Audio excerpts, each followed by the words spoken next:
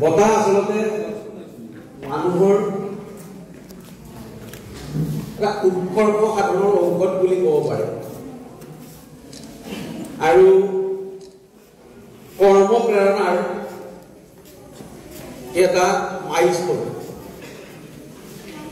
বতাহ যেতিয়া মানুহক দিয়া হয় সেই মানুহজনৰ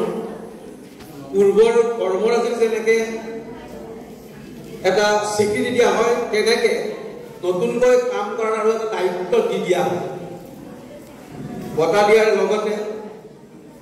এই মানুহজনক নতুনকৈ সমাজৰ হকে সাহিত্যৰ হকে ভাষাটোৰ হকে সংস্কৃতিৰ হকে চিন্তা কৰিবলৈ নতুন দায়িত্ব এটা এৰি দিয়া বঁটা প্ৰদান কৰা হ'ল এই বঁটা প্ৰদানে আৰু নতুন দায়িত্ব অৰ্পণ কৰিলে সংবাদ ক্ষেত্ৰত ধৰি দিয়া 26 বছৰ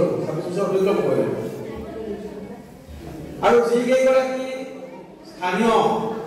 সাংবাদিকৰ লক্ষ্য কৰি আমি সংবাদ ক্ষেত্ৰত নামি কৰিছিলোঁ তাৰে ভিতৰত যদি মই কলো বিনামূল্য বাতৰি সাংবাদিক পেঞ্চনাৰ তেওঁলোকৰ যি নীতি আদৰ্শ ঠিক তেনেকৈ নলবাৰীৰ ৰমণী বৰ্মন যেতিয়া আমি সাংবাদিকতা কৰিম আৰম্ভ কৰিম সাংবাদিক কি আমি ৰমণী বৰ্মনৰ ঘৰলৈ চাইকেল মাৰি মাৰি চাব লাগিব যে সাংবাদিক কি ঠিক কম আৰু তেওঁৰ ঘৰত গৈ